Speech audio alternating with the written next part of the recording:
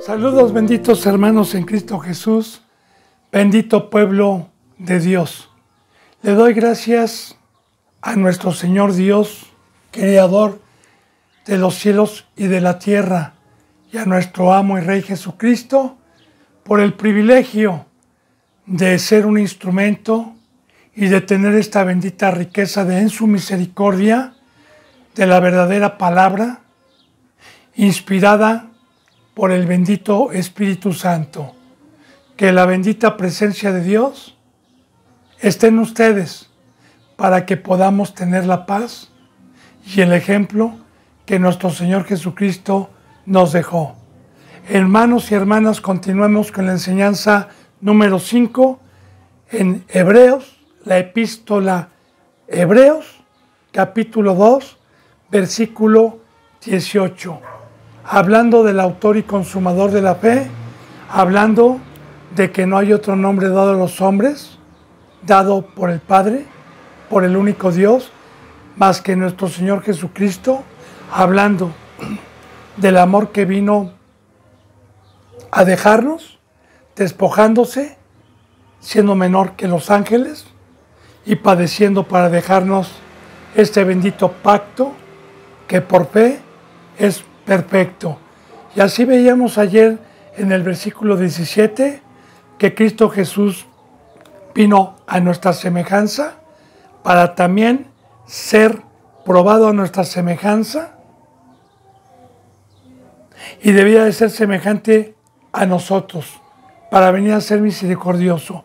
Y dice en el versículo 18, pues en cuanto él mismo padeció siendo tentado, es poderoso para socorrer a los que son tentados.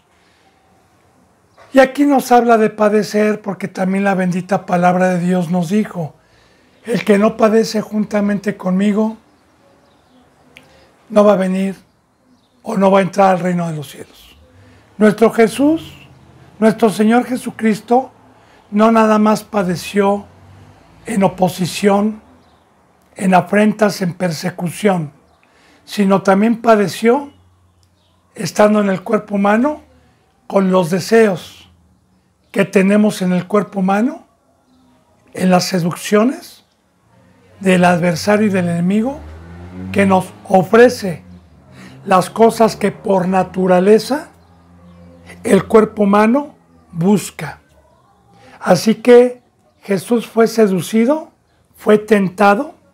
La palabra tentar viene de seducción, viene como Adán y Eva, fue tentado por Satanás con el árbol de la ciencia del bien y el mal, y que el fruto fue irresistible para Eva, para Adán. De igual manera, todos, principalmente como primogénito, nuestro Señor Jesucristo padeció siendo tentado en todo la mesa de Satanás, tentado, seducido, pero sin pecado. Ahora, es poderoso, porque ya Dios lo hizo poderoso, para socorrer a los que estamos en este cuerpo como Jesús estuvo. Él es poderoso para escuchar nuestras oraciones, a los que nos humillamos bajo su poderosa mano, mientras estemos en este Vía Crucis, en este planeta Tierra. Él es poderoso para fortalecernos en las tentaciones, en las seducciones que Satanás nos viene a poner por todos sus medios, que es todo lo corruptible, todo lo que el mendigo también deseaba. Recuerde Lázaro y el mendigo, que el mendigo deseaba las migajas que caían del rico que hacía banquete todos los días, y que muchísimos cristianos en esta última generación han sido seducidos, han sido tentados y engañados, como Eva, como Adán, al decir, vas a ser como Dios, rico, poderoso, como Satanás fue tentado y le dijo a Cristo, si tú me sirves, si me adoras, todas estas naciones te las daré a ti. Entonces, bendito hermano y bendita hermana, recuerde que estamos hablando de un pacto de fe. Recuerde que estamos hablando para poder rechazar una maleta, parábolas, ejemplos, una maleta que se lo dio a alguien con $2 millones y está en mi mano, como quitarle una paleta de dulce a un niño de 2 años, ¿verdad? Y que así el poder de Dios queme el fuego y le diga, ¡hey, amigo! Y que voltee y le diga, tome, olvidó esta maleta con todo su dinero, sabiendo yo que tiene 2 millones de pesos, ¿sí? Y que tengamos el poder. Son ejemplos, son parábolas, porque estamos hablando aquí de todo lo que ofrece Satanás. Poder, gloria, juventud, la gloria temporal, todo lo que va a desaparecer. Y que a mí únicamente me interese la vida eterna. Entonces, Él es poderoso para socorrernos y para fortalecernos, como Pablo lo hacía. Pablo, mientras estaba en este cuerpo humano, él decía, porque cuando yo soy débil, soy fuerte. Y ahí está la contestación. Porque cuando yo y mi cuerpo me pide a las tentaciones de Satanás, le pido al que me puede socorrer y me fortalece. A Cristo Jesús, a nuestro Rey.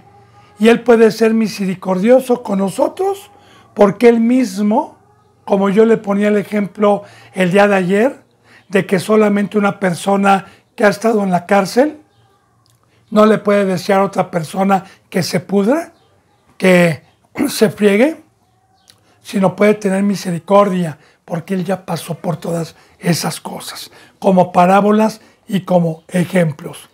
Bueno, bendito pueblo de Dios, vamos a pasar al capítulo 3 de Hebreos.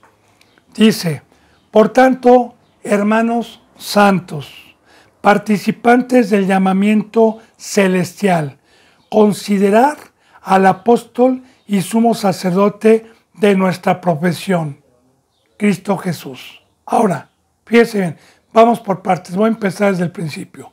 Por tanto, hermanos santos, esta carta no va dirigida, ni ninguna carta, ni ningún escrito de la palabra, a hermanos impíos e inicuos. Aquí únicamente el entendimiento a la bendita palabra son a los santos. Y recuerde, santo es consagrado en la cruz, alejado del mundo, sin mancha, sin pecado. Ya le he dicho yo, no importando el tamaño espiritual, porque si usted tiene un mes de discípulo en una escuela verdadera, en un lugar donde verdaderamente den la palabra, y usted ha aprendido en ese mes 2 mandamientos que ya entendió profundamente, y esos 2 mandamientos los está practicando, usted es santo. Aunque esté pecando en ignorancia, por no tener el conocimiento mediante la ley de lo demás. Y de igual manera, si usted tiene medio año en la palabra y usted ya en medio año tiene 15 mandamientos entendidos y usted los está practicando y todavía no sabe más mandamientos, usted es santo. Y de acuerdo a la estatura espiritual, mediante el conocimiento de decir amén a cada mandamiento que Dios me dé y lo esté practicando, eso es santo. Porque recuerde que cada mandamiento me va consagrando cada vez más, me va alejando del mundo para que mi cuerpo sea de Cristo, sea de Dios, sea para su obra. Entonces, para empezar, esta bendita carta va a los hermanos santos. Y recuerde, bendito hermano y bendita hermana, que Jesús dijo muy claramente, ¿quién es mi hermano? ¿Quién es mi hermano? ¿Quién es mi madre? ¿Quién es mi amigo? Sino los que guardan los mandamientos de mi Dios. Y es lógico, bendito hermano y bendita hermana, porque los hijos de Dios son espirituales. Los hijos de Dios son los que no practican el pecado. Y los que practican el pecado son hijos del diablo, aunque hayan entrado por la puerta del redil, aunque se hayan bautizado. Entonces, bien, yo no puedo decirle hermano a una persona que se bautizó y que está practicando el pecado. Jesús les decía muy claramente, ustedes son de vuestro padre el diablo. ¿Y qué dice la palabra? No nos podemos unir en yugo desigual. También dice la palabra que yo no le eche perlas a los cerdos. O sea, que no les dé la palabra. De igual manera, estas epístolas, estas enseñanzas van dirigidas únicamente a los que temen. Por eso dice, por tanto, hermanos santos. Ahora fíjense, participantes del llamamiento celestial. Meditemos, bendito hermano y bendita hermana, porque muchos no entienden esto. Muchos no meditan la bendita palabra. Yo les recomiendo que lea Efesios 1, en donde dice que Dios y Cristo Jesús nos hicieron sentar en los lugares celestiales. Esto quiere decir, en el momento, el pacto que Dios estableció por medio de Jesucristo, que fue el bautizo, recordemos que ya hemos visto que el bautizo representa el ser crucificado, el que me alcen, el que salga yo de este mundo, el que me aparte de este mundo y que sea un ser espiritual, un ser de arriba. Como Cristo Jesús dijo, mi Padre está buscando adoradores de espíritu a espíritu. Yo le decía en enseñanzas pasadas como broma, ¿verdad? Que yo algunas ocasiones a los hermanos les digo marcianos, extraterrestres. Y efectivamente, ¿está bien empleada esa palabra? Sí, porque Jesús dijo, yo no soy de aquí abajo como ustedes no son de aquí abajo.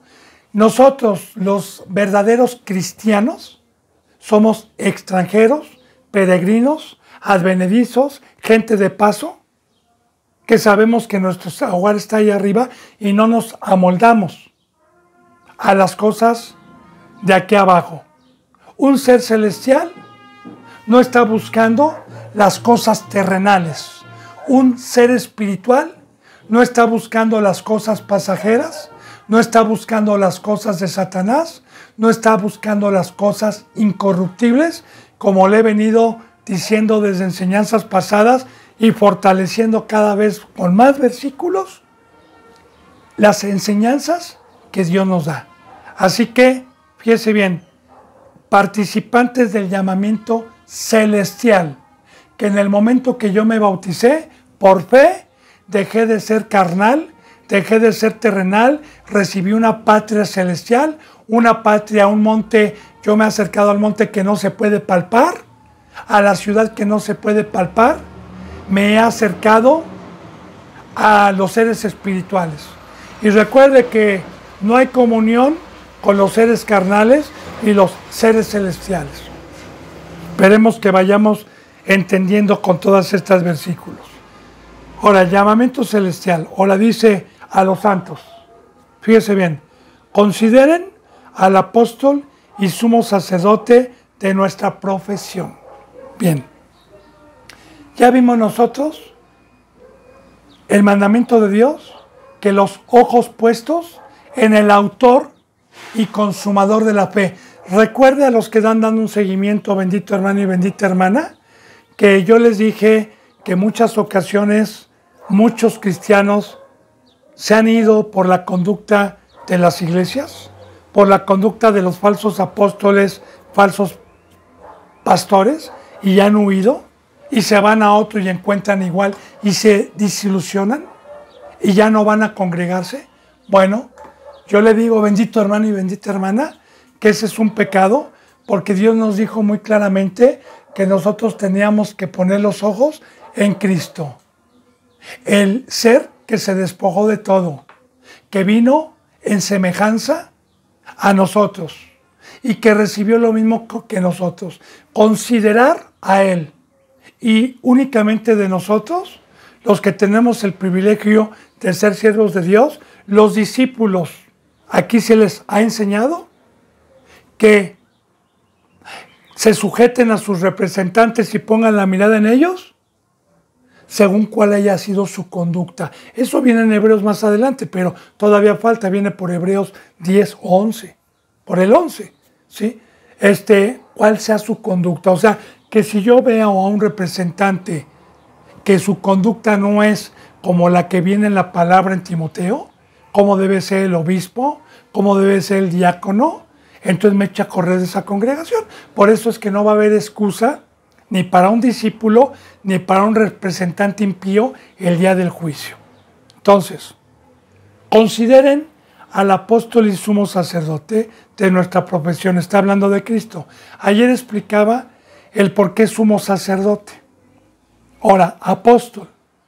Apóstol, este bendito don que Dios ha venido a repartir también aquí a los hombres, no el sumo sacerdocio.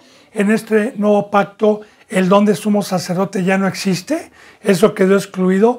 Nada más tenemos un sumo sacerdote, como ya lo expliqué ayer. Ahora, apóstol, Cristo Jesús primeramente fue a llevar el evangelio en donde no lo habían conocido. Claro que cuando llegó Cristo Jesús, todos estábamos ajenos al verdadero pacto, estábamos ajenos a este camino, tanto el primer pueblo como todos los gentiles.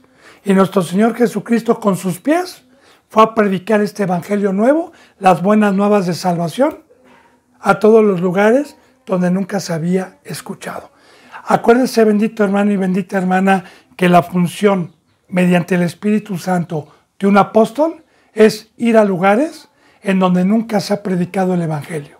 Y no a una casa, Un apóstol se va a la sierra, un apóstol se va dirigido por Dios, en donde tenga Dios predestinado gente para conversión y que vaya por primera vez. Recuerde que un apóstol no es como los de hoy, que están en unas congregaciones con traje, bien perfumados, bien vestiditos, ¿verdad?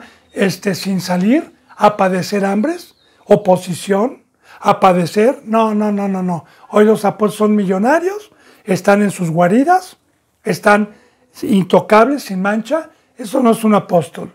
Un apóstol, bendito hermano y bendita hermana, sale, va, predica, hay oposición, muchas veces arriesga su vida con los católicos, con las otras religiones, y una vez que llegó a cierto lugar de, no sé, 5,000, 20,000 o 30,000 personas en un pueblo, en algún lugar, y de esas se convirtieron 200 personas, pues bueno, ahí se queda el apóstol unos meses para fortalecerlos, y luego el mismo cuerpo de Cristo, los que tengan el don de apacentar, de enseñar, de pastor, entonces el apóstol, o por medio de Dios, deja ahí quien se haga cargo, y el apóstol se va a otro lugar a llevar el evangelio.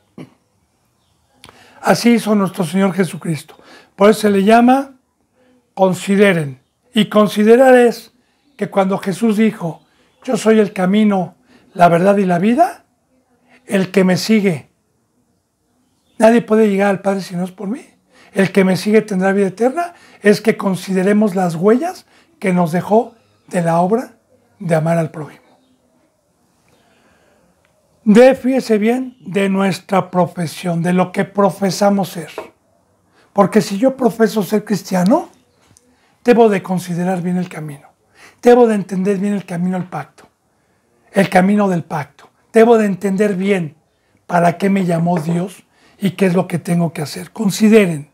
Y considerar es meditar, pedir, leer los 4 evangelios, donde nuestro Señor Jesucristo estuvo poniéndonos el ejemplo en carne, cuando estuvo aquí, San Mateo, Marcos, Lucas, San Juan. Meditar, releer, sobre todo a los que van principiando, porque cuando Jesús dijo, yo soy el camino, imítenme. ¿Quién lo imita hoy, hermano y hermana? ¿Quién hace lo que Cristo Jesús hizo? ¿Quién hace lo que Jesús hacía todos los días? Lunes, martes, miércoles, jueves, viernes, sábado, domingo, todos los días. ¿Quién lo hace? Bueno, ahí vamos viendo que estamos en la apostasía. El día de hoy dice, el cual, dice en el 2, es fiel al que le constituyó, como también lo fue Moisés en toda la casa de Dios. Otro versículo más para todos para todos aquellos leones o leoncillos, instrumentos del diablo que meten herejía y que dicen que Jesús es Dios con escasos 10 versículos y torciéndolos, aquí hay otro más, otro de muchos más, para declarar que Jesús es el Hijo de Dios. Fíjese bien, el cual, hablando de Cristo, Él es fiel, Cristo Jesús fue fiel. ¿A quién? ¿A quién? ¿A Él mismo? Por favor, hermano y hermana, fíjense, es fiel al que le constituyó, porque para ser fiel necesito otra persona. Yo no puedo ser fiel a mí mismo, ¿verdad?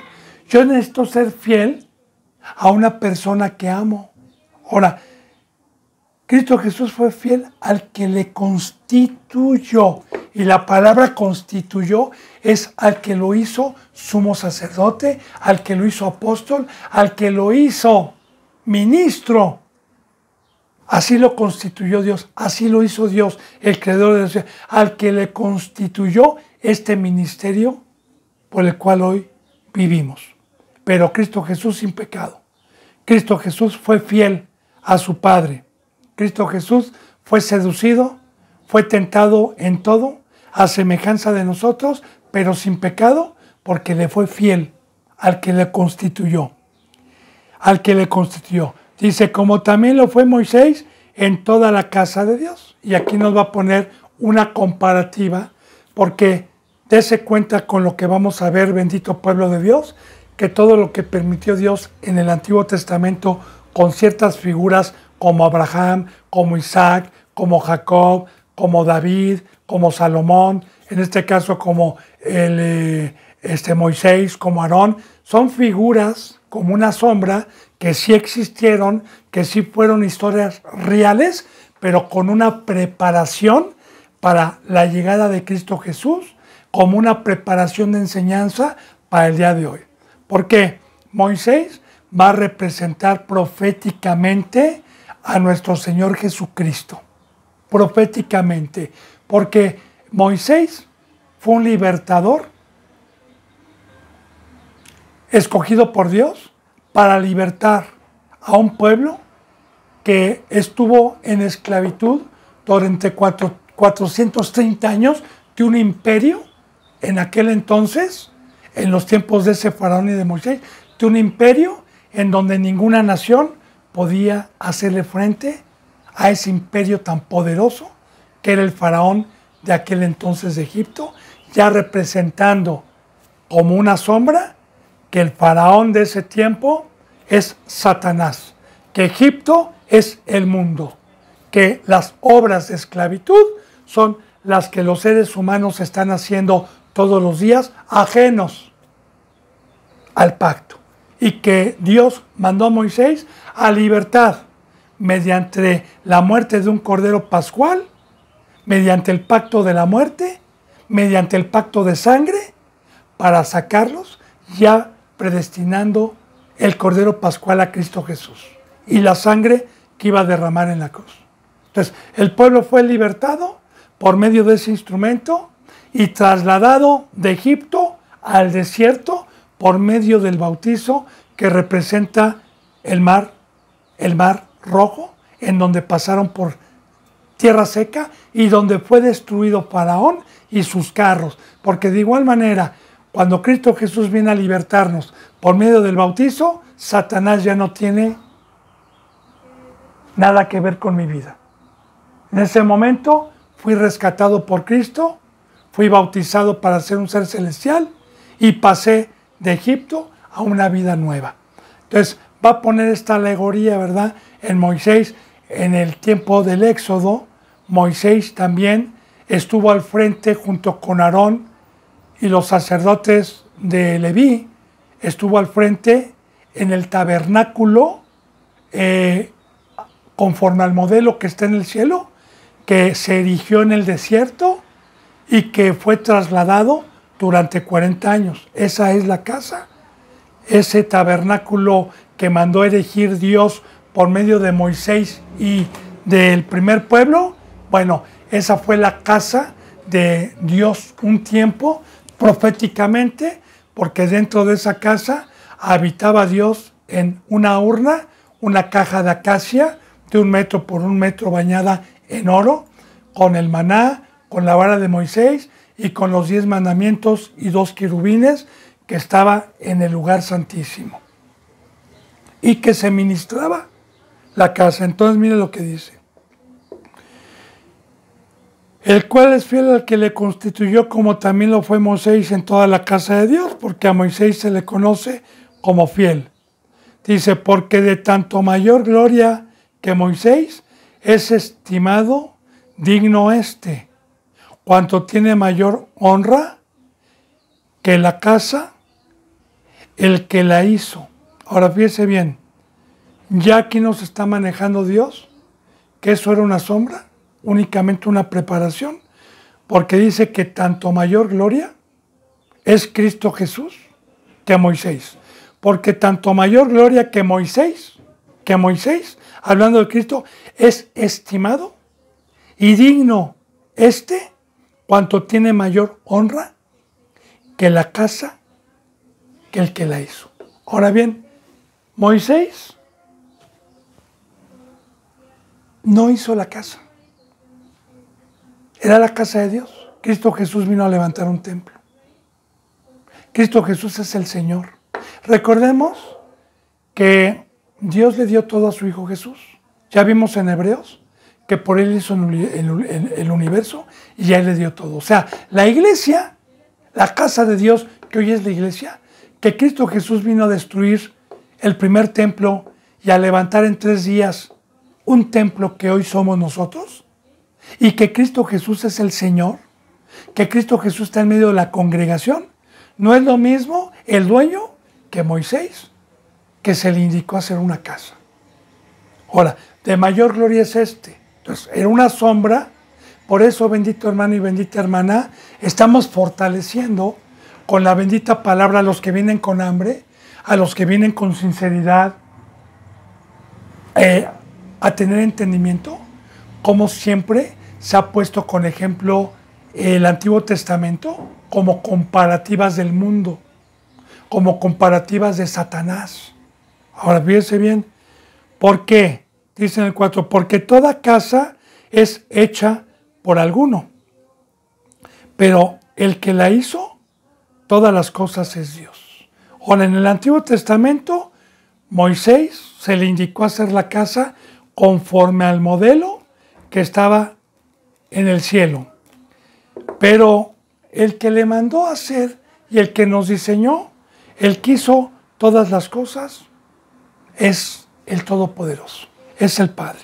Dice, y Moisés a la verdad fue fiel en toda la casa de Dios, como siervo, como sirviente, para testimonio de lo que se iba a decir. Aquí está lo que le digo, bendito hermano y bendita hermana.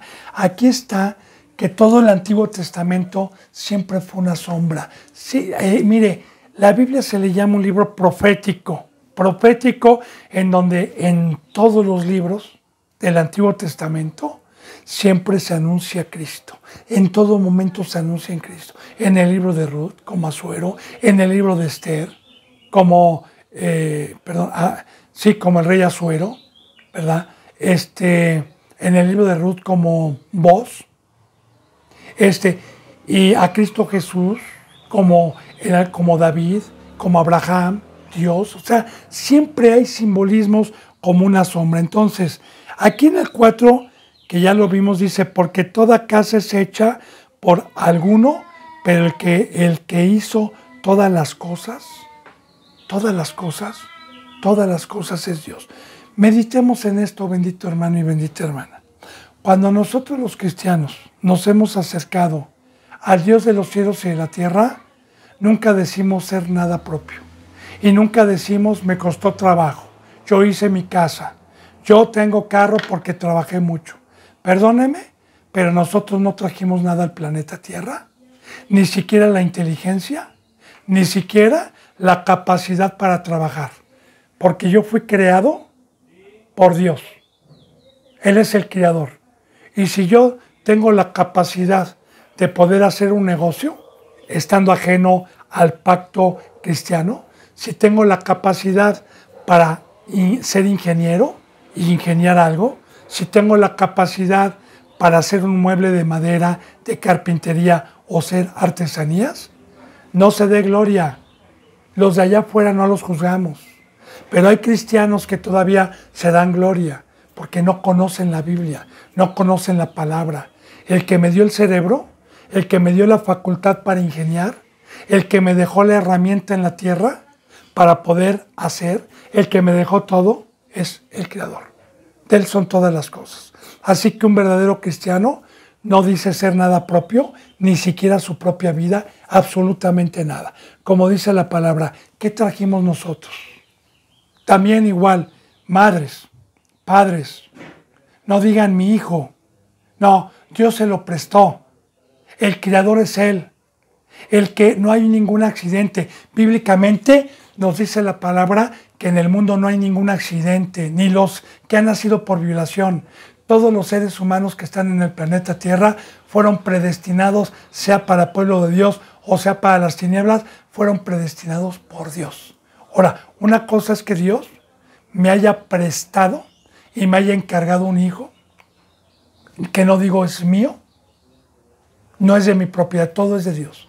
Todas las cosas son de Dios. Y algún día nos va a pedir cuentas de todo lo que nos prestó. Ahora, pero aquí está hablando también de Moisés y de toda esa casa que se erigió una vez que fueron sacados del desierto. Entonces dice, y Moisés a la verdad fue fiel en toda la casa de Dios. Aquí ya habla de la casa que se mandó erigir. Ahí viene el Levítico, ahí viene en el Éxodo, Números, viene cómo se erigió este tabernáculo, los materiales, que el que tiene entendimiento y ha leído, todo tiene mucha revelación y mucha enseñanza. Cada material tiene un significado, cada obra tiene un significado, como proféticamente como una sombra, para darnos a conocer el templo que hoy levantó Cristo Jesús, y que Cristo Jesús es fiel a todos los que estamos dentro de la casa de Dios. Cristo Jesús.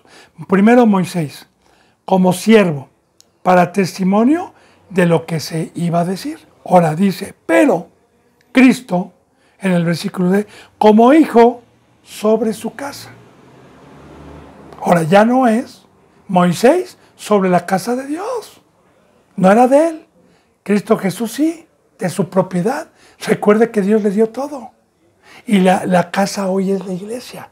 Ahora, aquí está la sombra, aquí está la profecía. Al que tiene oídos, oiga lo que el Espíritu Santo dice. Es por eso que también nos fuimos a Hebreos, porque recuerde que en Romanos y en Gálatas estábamos viendo el primer pacto y el segundo pacto. El primer pacto que fue débil, que fue una sombra, que fue una preparación, y aquí Dios nos lo está fortaleciendo con todas estas citas, y aún falta más. Ahora bien, pero Cristo como hijo sobre su casa, la cual casa somos nosotros. ¡Aleluya! Este bendito templo. ¿Por qué casa, bendito hermano y bendita hermana? Porque un espíritu mora en una casa, o alguien que aquí, por ejemplo, poniendo como parábolas y ejemplos, pues la gente en el mundo trabaja y vive su primordialidad es comprar una casa cuando se casan. Es una casa. Usted tiene una casa en el mundo, tiene una paz, tiene una tranquilidad, porque tiene donde habitar, tiene un lugar donde no lo van a molestar, donde no lo van a correr, ¿verdad? De igual manera también, Cristo Jesús vino a ser una casa para Él y para su Padre, para que ya no habitaran en el Antiguo Testamento como una sombra de lo que iba a venir en una caja de acacia, que la caja de acacia profetiza también la iglesia. Por eso, si usted ha leído Levítico, si usted ha leído bien la bendita palabra, se mandó a hacer de madera de acacia, que ahorita le voy a decir los simbolismos, una urna, y una vez que se le dio las medidas, porque las medidas representan el tamaño del varón perfecto, para que Dios me meta la palabra en mi corazón, para que pueda estar el Espíritu Santo y pueda estar la ley del Antiguo Testamento, que es lo que tenía la urna. Pero para que eso suceda, necesita bañarla en oro. Y de acacia representa que nosotros fuimos sembrados y que tuvimos que morir y tuvimos que crecer, porque los árboles tienen simbolismo bíblicamente como fruto. Así que de acacia era un árbol que se utilizaba para la obra de Dios. Y esa caja de acacia representa hoy el discipulado, representa hoy el que tuvo un crecimiento, representa el que por medio de la ley fue practicando los mandamientos hasta llegar a ser de oro. Y una vez esa urna, que es una casa, que es donde habitó Dios, entonces, una vez que usted termina el discipulado, tiene la medida del varón perfecto para que se le dé la vara de Aarón, que es el poder que Dios nos delega por medio de su Espíritu para gobernar. Se nos da el maná, que es el Nuevo Testamento, y se nos da la ley, que es el Antiguo Testamento. Y se cierra la urna con una tapa, porque lo que Dios puso en mi corazón ya no me lo va a quitar si es que no peco. Como dice la palabra, que en este pacto Dios no nos iba a poner la palabra en piedras, sino en nuestros corazones, dentro de nosotros. Y aquí está, la vara de Aarón representa el Espíritu Santo que habita dentro de nosotros, y los querubines que están arriba del arca representa hoy la iglesia, que somos ángeles que estamos guardando y cuidando la casa de Dios. Mucha representación. Al que tiene oídos, oiga lo que el Espíritu Santo, porque todo tiene simbolismo. Así que Cristo Jesús sobre su casa, porque hoy ya no viene Dios a habitar en una caja de acacia. Ahora el maná ya no está en una urna, que era una figurativamente, al que alcanzar este nivel, esta estatura de la medida que Dios da, del oro, de la santidad, para que entonces nosotros como casa tuviéramos a Dios, que es la vara, tuviéramos el maná, que es el Nuevo Testamento, y tuviéramos la ley para ir a dar de comer. Alabados a Dios. Recordemos que la palabra nos dice que nosotros somos embajadores, como si Dios rogase por medio de nosotros. Así como Cristo Jesús fue una casa para Dios, y el mismo Dios vino a reconciliar consigo mismo al mundo, consigo mismo, por medio de Cristo Jesús. De igual manera, en este pacto, cuando Cristo Jesús, en el primer pueblo, vio que en la Pascua estaban haciendo mercadería y volteó las mesas de los cambistas y hizo un azote de cuerdas, y le dijeron que con qué autoridad hacía eso, él dijo: este templo va a ser destruido y en 3 días voy a levantar un templo. Un templo no hecho por manos humanas. Un templo que hoy somos nosotros, los que hemos alcanzado un tamaño espiritual, que es la iglesia. Y aquí está la comparativa de las figuras terrenales, de las profecías, del culto terrenal, del primer pacto, para que viniera lo verdadero. Bueno, entonces dice, pero Cristo como hijo sobre su casa, porque vino para habitar. Y recuerde lo que dice en Romanos, que si tenemos fe, creemos que Cristo está con nosotros y está dentro de nosotros. La cual casa somos nosotros, pero fíjese bien, ok, sí, retenemos firme hasta el fin la fe, la confianza. Ahora, no para cualquiera, todos lo tuvieron algún día, pero no retuvieron. ¿Qué es retener? Retener es no contristar, no apagar, que no se acabe el aceite, porque Dios no puede habitar en una casa con pecado. No puede habitar Dios en donde hay tinieblas. Así que yo tengo el pacto de cuidar este depósito con temor y temblor y retener, sabiendo que esta casa fue comprada, que mi cuerpo fue comprado para que Dios me pueda utilizar y para ir a una obra. Entonces, esto es por fe, porque aquí habla de confianza, ¿verdad? Si retenemos firme hasta el fin la confianza, que ya también vimos en Gálatas, lo que es la fe y lo que es estar en la cruz por fe, o lo que es estar en la carne. Y el gloriarnos en la esperanza. ¿Por qué? Porque todos los que tenemos esta bendita bendición de ser la casa de Dios, de ser el templo de Dios y de ser seres celestiales, de estar en esta bendita obra, pues nuestro yelmo es la esperanza, como lo dijo Pablo en Corintios. Si no hay resurrección, comamos y bebamos. ¿Por qué yo estoy peleando con fieras? ¿Por qué arriesgué mi vida en Éfeso? ¿Por qué tapo bocas de leones? ¿Por qué estoy en naufragios, en desvelos, en hambres? Porque si no hubiera resurrección, mejor comamos y bebamos. De igual manera, Hebreos 11, que lo vamos a ver, pues no sé, en unas semanas más, semana y media quizás, en Hebreos 11, habla precisamente que todos estos hombres, como Noé, como Abraham, como Moisés, lo dejaron absolutamente todo porque tenían puesta la mirada en el galardón. Y así, bendito hermano y bendita hermana, el que ha creído que verdaderamente hay resurrección es el que se va a salvar, porque en Romanos 10 dice que el que confiese que Jesús murió y resucitó será salvo.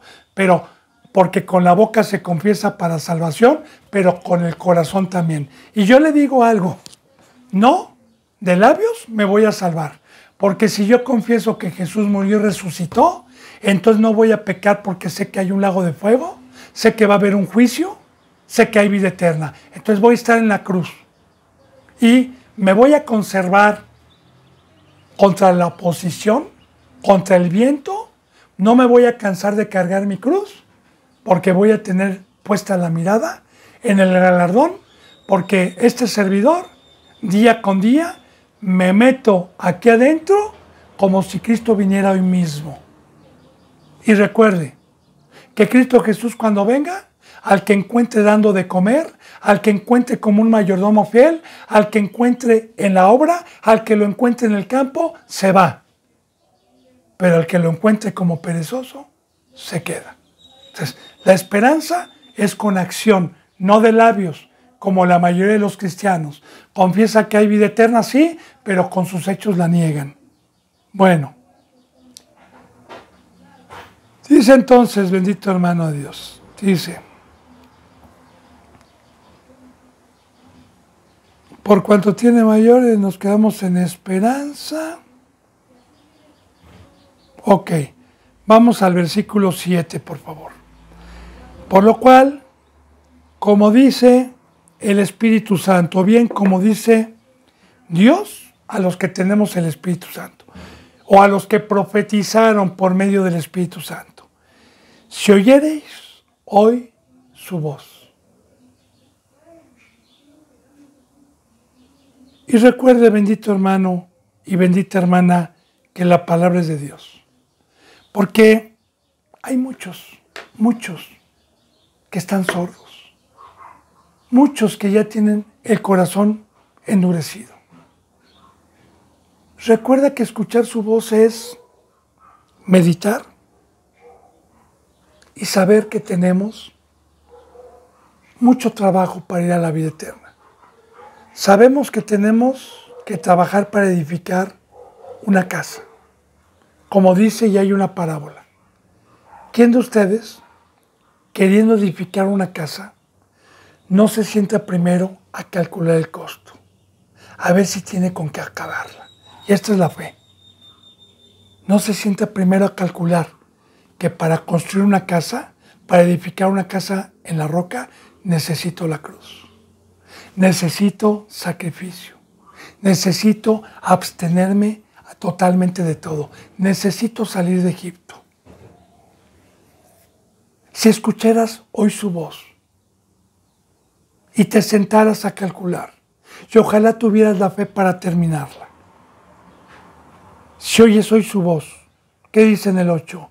No endurezcas vuestros corazones como en la provocación, en el día de la tentación del desierto, Y como le vuelvo a repetir, bendito hermano y bendita hermana, toda la bendita palabra de Dios es una sombra de lo que iba a venir. Porque también Dios nos deja en el Antiguo Testamento la apostasía. También nos deja en el Antiguo Testamento, con esta historia viva,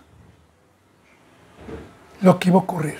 Porque no nada más viene aquí, sino también viene en Corintios, poniendo el ejemplo del primer pueblo. Primero, no endurezcan vuestro corazón. Bien, la Biblia nos habla de un corazón de piedra y de un corazón de carne. Un corazón de piedra no siente, es insensible. Yo le meto un alfiler y no siente. Un corazón de carne tiene sensibilidad. Ahora, la palabra de Dios nos habla también de que muchos ya perdieron la sensibilidad. Le voy a decir a la experiencia que tengo ya como siervo, cómo se da esto. Bien, Dios nos viene a quitar el corazón, para empezar es simbólico, ¿verdad? Porque al decir corazón de carne no se refiere que, pues tengo un corazón que es de carne. No. Ya estoy hablando con los simbolismos, que siente, que tiene sensibilidad. Ahora, este corazón es simbólico, no es el que está dentro de mí que bombea mi sangre para que mi cuerpo tenga vida. Pero cuando Dios usa la palabra corazón, precisamente simboliza un órgano que está bombeando toda la sangre de mi cuerpo humano, toda, porque toda la sangre la bombea, para que mi cuerpo tenga vida. De igual manera, un representante que tiene un corazón espiritual y que Dios le haya quitado el de piedra, que antes no se daba cuenta de estas cosas, pero que ahora tenemos la facultad y la bendición de Dios de darnos cuenta, entonces funcionamos para que nuestra sangre, nuestra vida, la bombiemos a todo el cuerpo de Cristo, que son las ovejas, y no al mundo.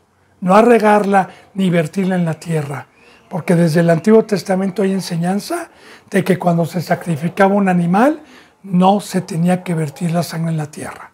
Entonces, hay mucha enseñanza. Entonces, de igual manera, un corazón duro se va endureciendo poco a poco. Le digo, como ejemplos de lo que me ha tocado. Algún tiempo, cuando iba a otra congregación, que era allá por el Carmen, que ya no está, gente que tenía 2, 3 años ya, con un crecimiento espiritual y un entendimiento al camino que lleva a la vida eterna, llegaba yo, porque yo tenía que trasladarme 3 veces a la semana de aquí para allá, y me quedaba todo el día. Llegaba yo y ya 2 o 3 personas me esperaban llorando. Y siempre había un lugar en donde yo entraba con ellos en secreto para que me confesaran el por qué estaban así. Hermano, quiero hablar con usted. Estamos hablando de un corazón de carne. Sí, hermana, ¿qué pasó? Es que mi mamá me mandó a hacer un quehacer y le respondí, no, ahorita no. Y le levanté la voz, hermano.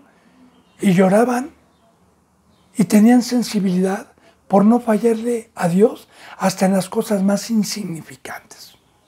Tenían sensibilidad, tenían temor. Después, cuando uno empieza a pecar, ese tipo de pecadito les da risa. Y así se va haciendo un callo con el pecado, de que posteriormente, ay, no es para tanto, ay, esto es legalismo, por favor, hombre, ay, no creo que Dios sea tan extremoso. Perdieron la sensibilidad y ya no les duele el pecado. Ahora, el primer pueblo, porque aquí va a hablar del primer pueblo y habla de una provocación. Ya vimos lo que es endurecer.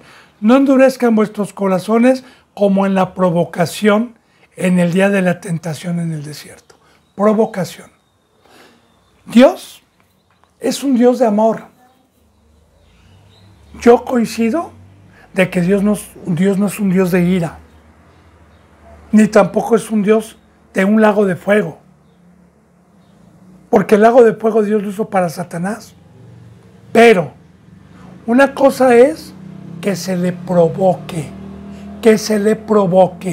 porque imagínense nada más y usted tenga, por favor hermano y vente hermana, medite. Yo algunas ocasiones antes de ser cristiano, estaba muy contento, estaba divirtiéndome y de repente llegaba alguien a turbarme, a molestarme, a fregarme y cambiaba mi actitud de tranquilidad a ira y a enojo. Y yo estaba muy bien cuando esta persona me provocó. De igual manera, el fruto de Dios es amor, es tranquilidad. Si Dios no tuviera creación, o bien tuviera una creación que no practicara el pecado, jamás despertaríamos el lado de la ira. Jamás provocaríamos a Dios enojo. Jamás vería usted el furor de Dios como en Sodoma, en Gomorra, en el diluvio y lo que va a venir en Apocalipsis y lo que estamos viendo de los principios de dolores de parto. Jamás. Ese no es un lado de Dios, pero se le provoca. ¿Sí? Como yo muchas veces, pues antes de ser cristiano, que alguien me empezaba a molestar, decía, mira, yo me conozco, por favor, te suplico, que te abstengas de seguirme molestando porque no respondo chipote chillón. Era un dicho, no respondo. Yo era antes muy enojón, ¿verdad? Traía demonios, claro está. Entonces, de igual manera, bendito hermano y bendita hermana, provocar a Dios es transgredir su pacto, ser desobediente. No hay, así es la provocación y así es la ira. Primero el enojo dependiendo del pecado. Pero cuando uno practica viene la ira. Ahora, este pueblo que salió lo provocó porque la palabra de Dios dice que en el día de la tentación, y aquí vemos, tentación. Recuerde que el tentador es Satanás. Y recuerde, bendito hermano y bendita hermana, que la bendita palabra nos enseña que Dios permitió estar aquí a Satanás en el planeta Tierra, que fue arrojado aquí en el planeta Tierra junto con sus demonios, con un propósito para su pueblo y para los que no son pueblo de Dios. Pero el propósito para su pueblo es que nosotros necesitamos ser probados para ver Dios si somos fieles o no somos fieles. Le pongo un ejemplo. La parábola. Yo me voy a casar con una joven que me enamoré y ya tengo 2 años y medio con ella de novios. Y ella me jura fidelidad y yo también le juro fidelidad. Pero yo, siendo precavido, me voy a asegurar si me es fiel y ella no sabe que soy rico, millonario, nunca se lo dije, porque yo quiero que se case conmigo por amor y no por interés. Y por ahí con mi dinero contrato a unos 3 jóvenes, uno guapo, fuerte, le doy un carro del año, se hace pasar por rico, a otro, los 3 modelos, de diferentes maneras y diferentes aspectos, al gusto. Y mando primero a uno, sabiendo que mi esposa, o más bien que mi prometida, sabe que estoy en un país donde estoy trabajando, pero voy a regresar a casarme con ella. Voy a poner de ejemplo México y Estados Unidos. Ella sabe que estoy en Estados Unidos y ella está en un lugar donde a mí nadie me conoce. Entonces llegan a seducirla, llegan a ofrecerle, decirte que mira, yo tengo mucho dinero y guapos, más guapos que yo, ¿verdad? Bueno, yo no estoy guapo, es una parábola. Y yo estoy viendo a mi esposa en todo momento en un video donde estos amigos llevan una cámara oculta que no se ve, en un anillo o en un reloj.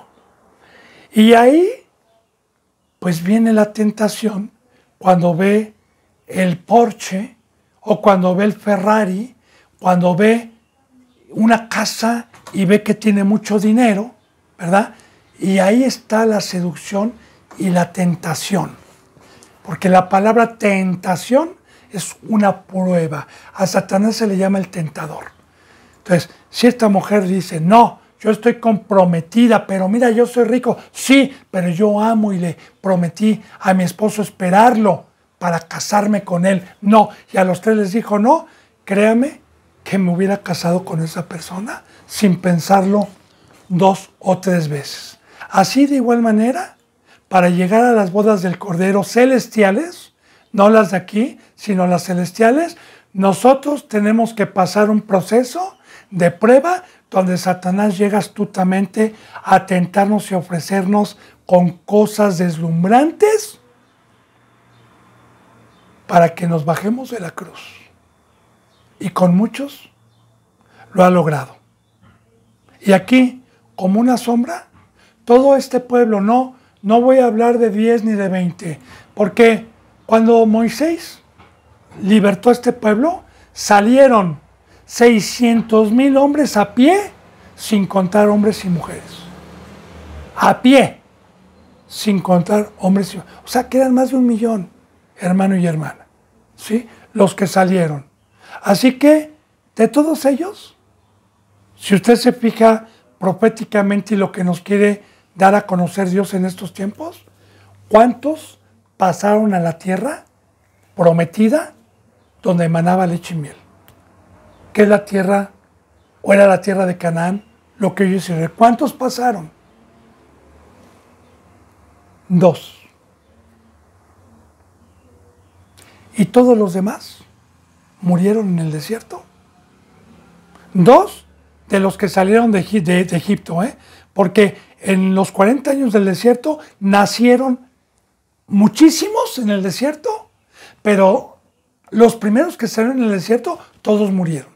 Los que entraron fueron jóvenes de 20, 25 años, 30 años, 35 años, de menos de 40, que nacieron cuando salieron y nacieron.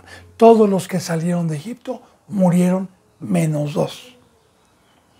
Ya profetizando Dios que lo tentaron con los ídolos de otras naciones. El que ha leído pues sabe a lo que me refiero con la estrella de Rafán, el dios de Rafán, los dioses que ellos querían hacerlo de las demás naciones, que tuvieron temor a la obra de Dios, etc. Bueno, dice, donde me tentaron vuestros padres, fíjese bien, me probaron. Voy a explicar esto.